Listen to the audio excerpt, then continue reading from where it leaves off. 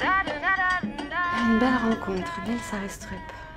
Oui, un super professeur, un sacré professeur, avec toute une équipe autour. Je me souviens de Maurice Bénichou, de Piccoli qui était venu nous voir.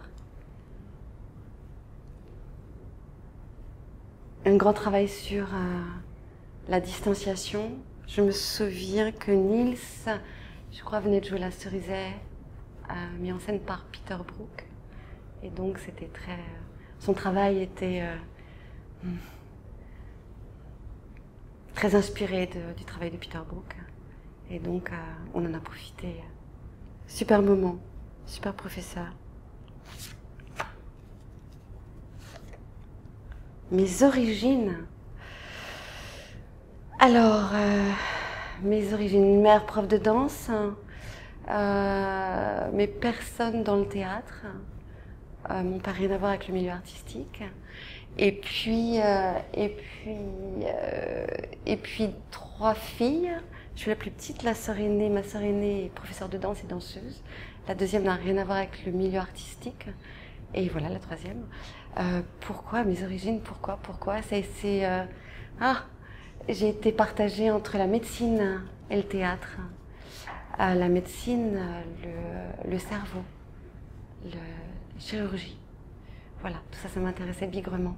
Et j'ai fait un stage de théâtre et ça m'a intéressée bigrement aussi, terriblement.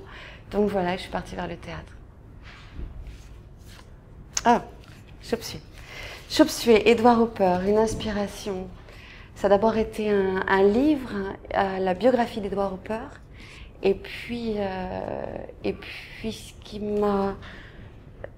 J'adore cette peinture.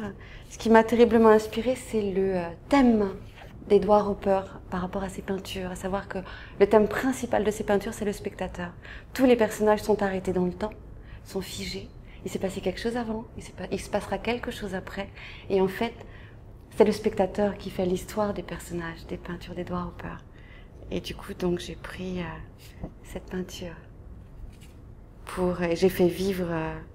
il manque un personnage d'ailleurs dans la peinture. Et j'ai fait vivre les 4 personnages de la peinture d'Edward Hopper, Chop Suey. Ouais. C'est magnifique, hein, j'aime beaucoup. Christophe Luttringer. Bon, voilà. C'est l'homme avec lequel je partage ma vie. Et ma vie privée et beaucoup de ma vie professionnelle, puisqu'on s'est rencontrés sur... ben voilà, l'autre carte qui arrive juste derrière. On s'est rencontrés sur un texte que j'avais écrit sur Rodin et Rainer Maria Rilke. Et je cherchais un metteur en scène et plusieurs personnes m'ont parlé en une semaine de Christophe Luttringer que j'ai rencontré. Et voilà, on a commencé à travailler ensemble sur Rodin. Et puis après, il y a eu d'autres pièces de théâtre. Et il a un talent fou, une sensibilité magnifique, une exigence aussi normale et justifiée. Et beaucoup de talent. Voilà. Rodin, je viens d'en parler. Rodin, ça a été aussi une merveilleuse rencontre artistique et très humaine, très terriblement humaine. Et pour écrire la pièce qui s'appelle Rodin, tout le temps que dure le jour, j'ai rencontré toute l'équipe du musée Rodin à Paris et je me suis rendu compte que Rodin n'était pas mort pour tout le monde. Pour ces gens-là, Rodin était très très très vivant. Et une chose que j'ai vécue qui était très belle, qu'on m'a racontée avec une femme qui travaillait à l'époque au musée Rodin, qui travaille peut-être encore, je ne sais pas, qui était elle-même sculpteur et qui avait en charge au musée Rodin d'aider les aveugles à ressentir et donc à toucher. On n'a pas le droit de toucher les sculptures de Rodin. Et donc elle mettait ses mains comme ça sur les mains des aveugles et elle glissait alors donc sa main sur celle de l'aveugle sur les sculptures de Rodin. Et elle nous disait avec beaucoup d'émotion qu'elle avait été obligée d'arrêter tellement elle ressentait de choses, tellement elle ressentait l'émotion de la personne qui ressentait les courbes, les mouvements, la tendresse, la violence de Rodin.